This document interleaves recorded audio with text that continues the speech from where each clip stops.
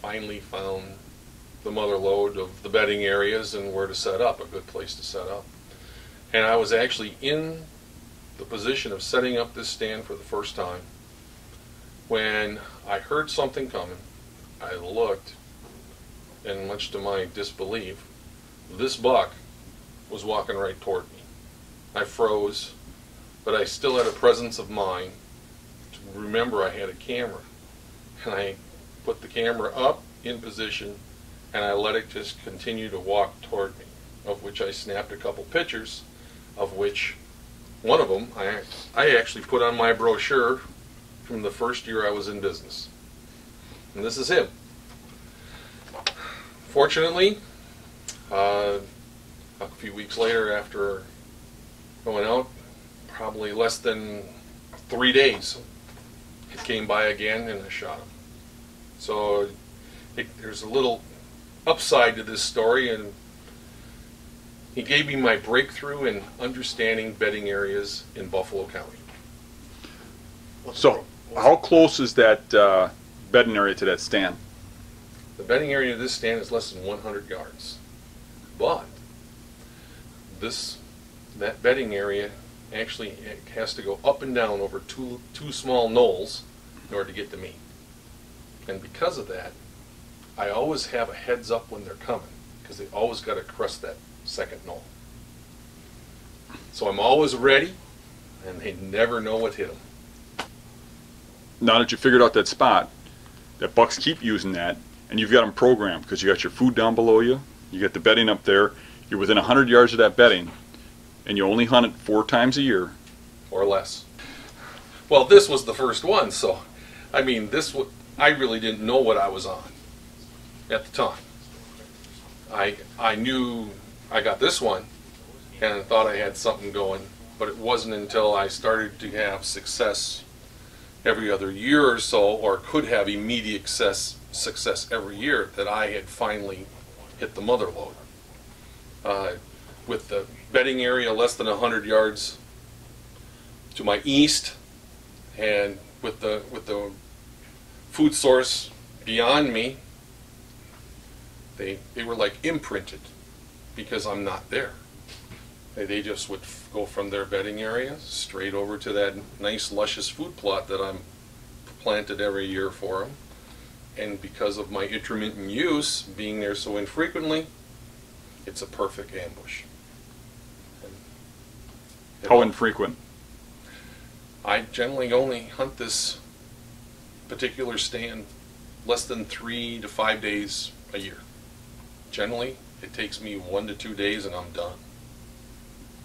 And that's the truth. So how many bucks have you gotten out of this stand?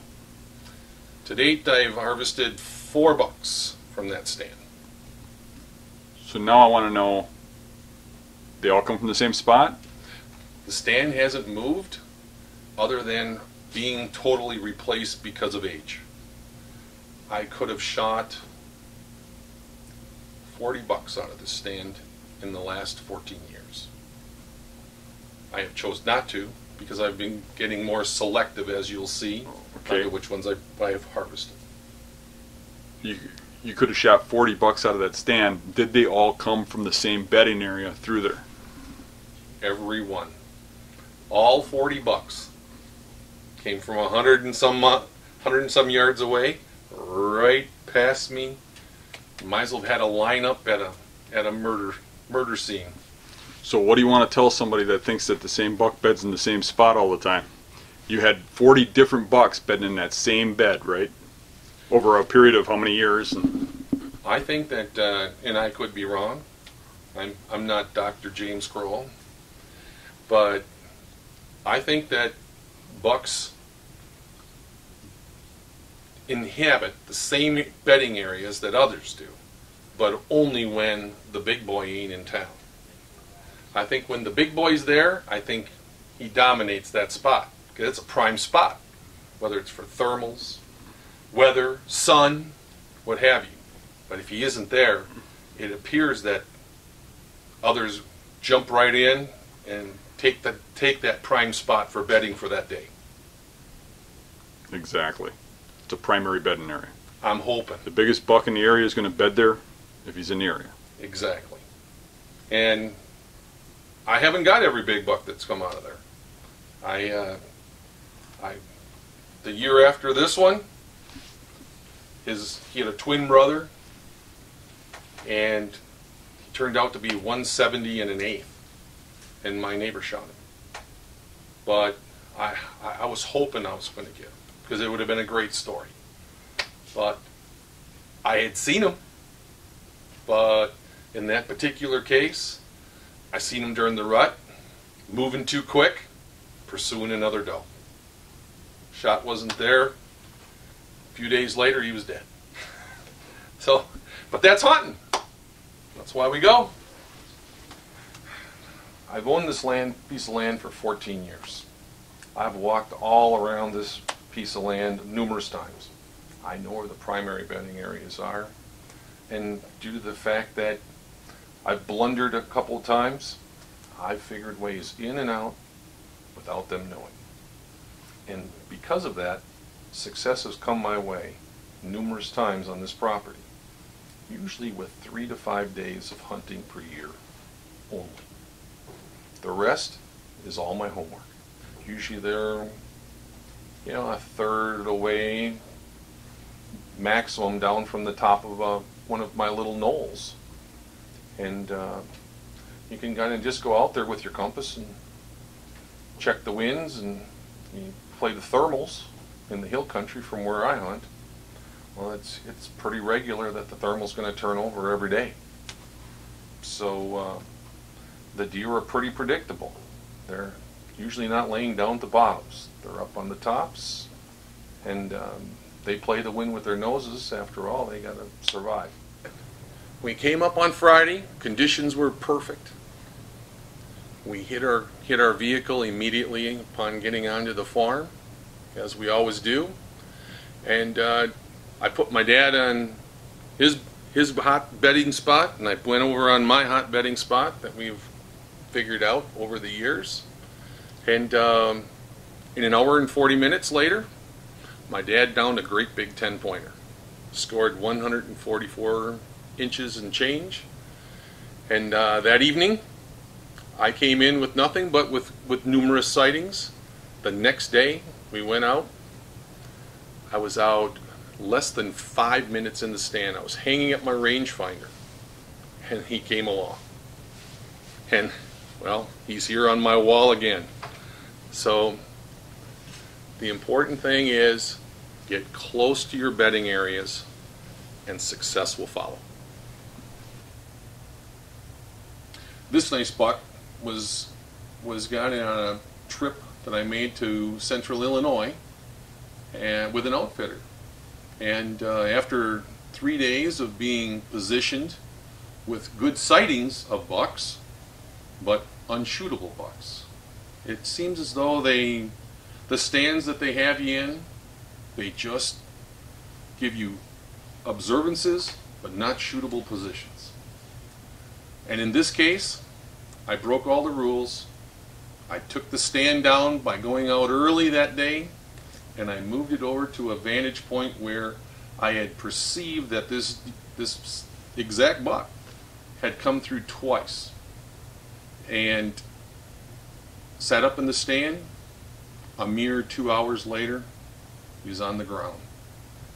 The rule is, if you go where you've been too often, you won't succeed. Get close to where they're bedding, success is yours. In the course of about 45 years of hunting with a bow, I have about 15 Pope and Young bucks. And I have harvested, of those 15, 2 of which were Boone and Crockett grossing bucks. And most of my success, believe it or not, has come in the last 17 years. And during the course of that last 17 years, 11 of those bucks have been harvested off the program farm. And mostly due in part to the fact that I started to understand where deer bed and how important it was to the success in archery. With a gun, you can shoot a long ways. With a bow, we need to get up and get in touch with them. And that's what it's all about in my book. So, with that, I'm sure a lot of people are much more successful than me. I'm probably just a slow learner. How do I look? Borrow your towel. Black. Oh, okay. Black.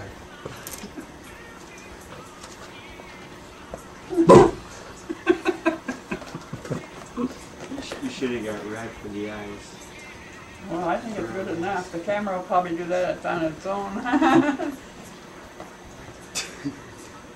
gonna shoot him. No, it's a.